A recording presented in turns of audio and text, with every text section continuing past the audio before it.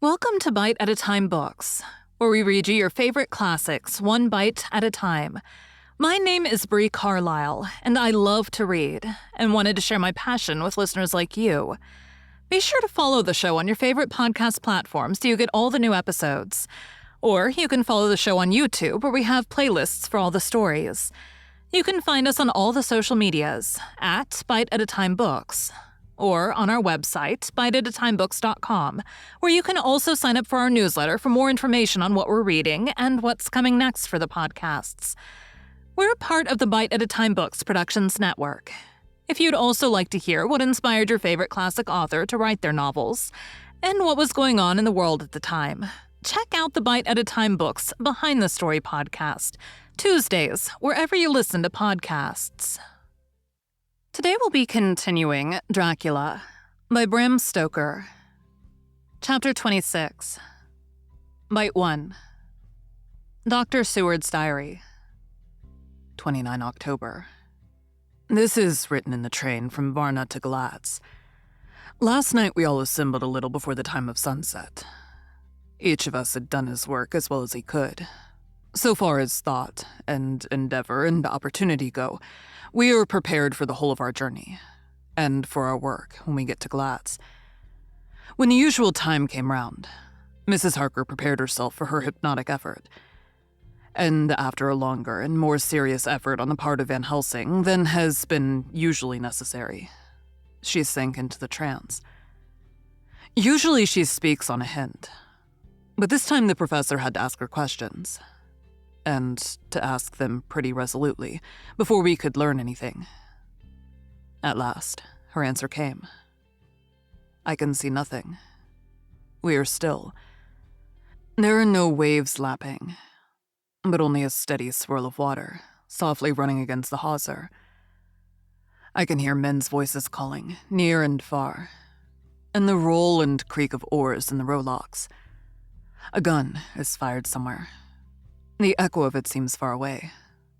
There is tramping of feet overhead, and ropes and chains are dragged along. What is this?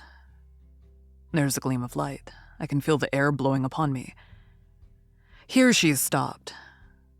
She had risen, as if impulsively, from where she lay on the sofa, and raised both her hands, palms upwards, as if lifting a weight. Van Helsing and I looked at each other with understanding. Quincy raised his eyebrows slightly and looked at her intently, whilst Harker's hand instinctively closed round the hilt of his kukri. There was a long pause. We all knew that the time when she could speak was passing, but we felt that it was useless to say anything. Suddenly she sat up, and as she opened her eyes, said sweetly, "Would none of you like a cup of tea? You must all be so tired." We could only make her happy, and so acquiesced. She bustled off to get tea. When she had gone, Van Helsing said, "You see, my friends, he is close to land. He has left his earth chest, but he is yet to get on shore.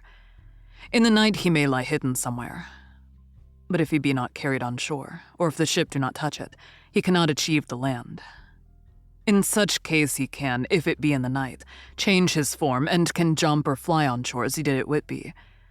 But if the day come before he get on shore, then unless he be carried, he cannot escape. And if he be carried, then the customs men may discover what the box contain. Thus, in fine, if he escape not on shore tonight or before dawn, there will be the whole day lost to him. We may then arrive in time, for if he escape not at night, we shall come on him in daytime, boxed up and at our mercy, for he dare not be his true self, awake and visible, lest he be discovered." There was no more to be said, so we waited in patience until the dawn, at which time we might learn more from Mrs. Harker. Early this morning, we listened with breathless anxiety for her response in her trance. The hypnotic stage was even longer in coming than before, and when it came, the time remaining until full sunrise was so short that we began to despair. Van Helsing seemed to throw his whole soul into the effort. At last, in obedience to his will, she made reply. All is dark. I hear lapping water, level with me, and some creaking as of wood on wood. She paused, and the red sun shot up. We must wait till tonight. And so it is that we are traveling towards Galatz in an agony of expectation. We are due to arrive between 2 and 3 in the morning. But already at Bucharest, we are 3 hours late, so we cannot possibly get in till well after sunup. Thus, we shall have 2 more hypnotic messages from Mrs. Harker. Either or both may possibly throw more light on what is happening. Later. Sunset has come and gone. Fortunately, it came at a time when there was no distraction, for had it occurred whilst we were at a station, we might not have secured the necessary calm and isolation. Mrs. Harker yielded to the hypnotic influence even less readily than this morning. I am in fear that her power of reading the Count's sensations may die away, just when we want it most. It seems to me that her imagination is beginning to work. Whilst she has been in the trance hitherto, she has confined herself to the simplest of facts. If this goes on, it may ultimately mislead us. If I thought that the Count's power over her would die away equally with her power of knowledge, it would be a happy thought. But I'm afraid that it may not be so. When she did speak, her words were enigmatical. Something is going out. I can feel it pass me like a cold wind. I can hear, far off, confused sounds, as of men talking in strange tongues, fierce falling water, and the howling of wolves. She stopped, and a shudder ran through her, increasing in intensity for a few seconds, till at the end she shook as though in a palsy. She said no more, even in answer to the professor's imperative questioning. When she woke from the trance, she was cold and exhausted and languid. But her mind was all alert. She could not remember anything, but asked what she had said. When she was told, she pondered over it deeply for a long time, and in silence. 30 October, 7 a.m. We are near Galatz now, and I may not have time to write later. Sunrise this morning was anxiously looked for by us all. Knowing of the increasing difficulty of procuring the hypnotic trance, Van Helsing began his passes earlier than usual. They produced no effect, however, until the regular time, when she yielded with a still greater difficulty, only a minute before the sun rose. The professor lost no time in his questioning. Her answer came with equal quickness. All is dark. I hear water swirling by, level with my ears, and the creaking of wood on wood. Cattle low, far off. There's another sound, a queer one like... She stopped and grew white, and whiter still. Go on, speak, I command you, said Van Helsing in an agonized voice. At the same time, there was despair in his eyes, for the risen sun was reddening even Mrs. Harker's pale face. She opened her eyes, and we all started as she said sweetly and seemingly with the utmost unconcern, "Oh, Professor, why ask me to do what you know I can't? I don't remember anything."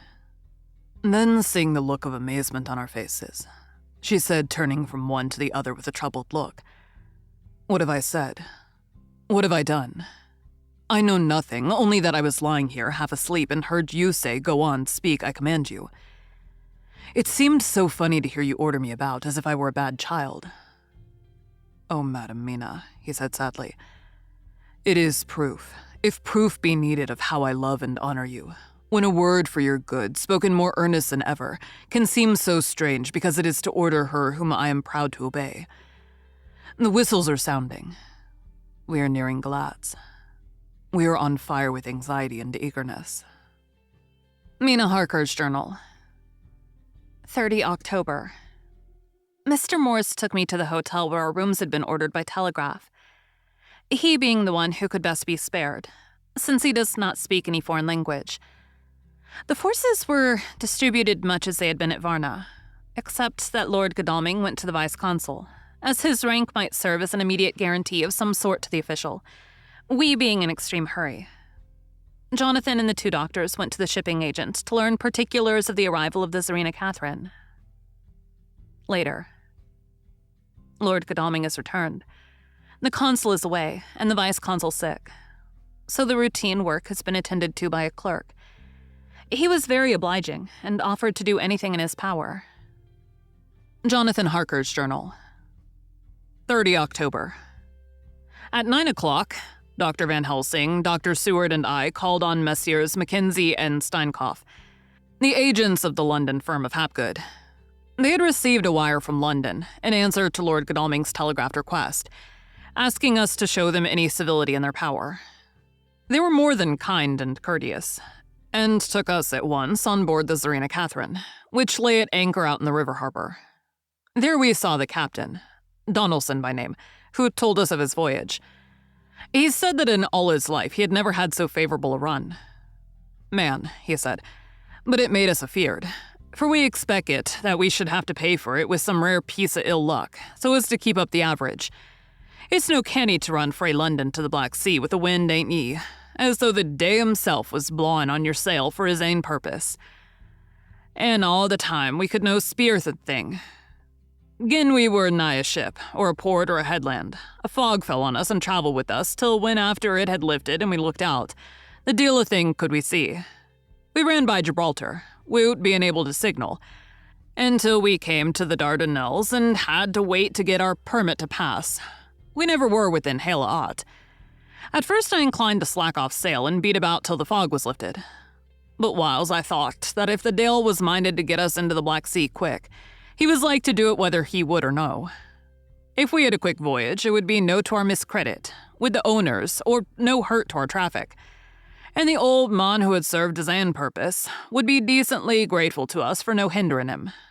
This mixture of simplicity and cunning, of superstition and commercial reasoning aroused Van Helsing, who said, "Mine friend, that devil is more clever than he is thought by some, and he know when he meet his match." The skipper was not displeased with the compliment and went on. When we got past the Bosphorus, the men began to grumble. Some of them, the Romanians, came and asked me to heave overboard a big box which had been put on board by a queer-looking old man just before we had started for London. I had seen them speer at the fellow, and put out their twa fingers when they saw him, to guard against the evil eye. Man, but the superstition of foreigners is perfectly ridiculous. I sent them about their business pretty quick. But as just after fog closed in on us, I felt a wee bit as they did and meant something. Though I wouldn't say it was again the big box. Well, on we went. And as the fog didn't let up for 5 days, I just let the wind carry us. For the Dale wanted to get somewheres. Well, he would fetch it up a reed. And if he didn't, well, we'd keep a sharp lookout anyhow. Sure enough, we had a fair way in deep water all the time, and 2 days ago, when the morning sun came through the fog, we found ourselves just in the river opposite Galatz. The Romanians were wild and wanted me right or wrong to take out the box and fling it in the river. I had to argue with them about it with a handspike. And when the last of them rose off the deck with his head in his hand, I had convinced them that evil eye or no evil eye, the property and the trust of my owners were better in my hands than in the river Danube. They had, mind ye, taken the box on deck ready to fling in. And as it was marked Galatz via Varna, I thought to let it lie till we discharged in the port and get rid of it altogether. We didn't do much clearing that day, and had to remain that night at anchor. But in the morning, braw and early, an hour before sunup, a man came aboard with an order, written to him from England, to receive a box marked for one Count Dracula. Sure enough, the matter was one ready to his hand. He had his papers a read, and glad I was to be rid of the damn thing, for I was beginning myself to feel uneasy at it. If the Dale did have any luggage aboard the ship, I'm thinking it was none other than the same. What was the name of the man who took it? Asked Dr. Van Helsing with restrained eagerness. I'll be telling ye quick, he answered, and stepping down to his cabin, produced a receipt signed Emanuel Hildesheim. Morgenstrauss 16 was the address. We found out that this was all the captain knew, so with thanks, we came away. We found Hildesheim in his office, a Hebrew of rather the Adelphi Theater type, with a nose like a sheep and a fez. His arguments were pointed with specie. We doing the punctuation, and with a little bargaining, he told us what he knew. This turned out to be simple but important. He had received a letter from Mr. DeVille of London, telling him to receive, if possible, before sunrise so as to avoid customs, a box which would arrive at Galatz in the Tsarina Catherine. This he was to give in charge to a certain Petrovskinsky, who dealt with the Slovaks who traded down the river to the port. He had been paid for his work by an English banknote, which had been duly cashed for gold at the Danube International Bank. When Skinsy had come to him, he had taken him to the ship and handed over the box so as to save porterage. This was all he knew. We then sought for Skinsky, but were unable to find him. One of his neighbors, who did not seem to bear him any affection, said that he had gone away 2 days before. No one knew whither. This was corroborated by his landlord, who had received by messenger the key of the house together with the rent due in English money. This had been between 10 and 11 o'clock last night. We were at a standstill again. Whilst we were talking, one came running and breathlessly gasped out that the body of Skinsky had been found inside the wall of the churchyard of St. Peter, and that the throat had been torn open, as if by some wild animal. Those we had been speaking with ran off to see the horror, the women crying out, "This is the work of a Slovak." We hurried away, lest we should have been in some way drawn into the affair, and so detained. As we came home, we could arrive at no definite conclusion. We were all convinced that the box was on its way by water to somewhere. But where that might be, we would have to discover. With heavy hearts, we came home to the Hotel to Mina. When we met together, the first thing was to consult as to taking Mina again into our confidence. Things are getting desperate, and it is at least a chance, though a hazardous one. As a preliminary step, I was released from my promise to her. Thank you for joining Bite at a Time Books today, while we read a bite of one of your favorite classics. Again, my name is Bree Carlile, and I hope you join us tomorrow for the next bite of Dracula. If you enjoyed our show, be sure to follow us so you get all the new episodes. We would also love for you to drop us a rating on your favorite podcast platform. You can catch us on all the social medias at Bite at a Time Books, or check out our website, biteatatimebooks.com, where you can sign up for our newsletter. Our show is part of the Bite at a Time Books Productions Network.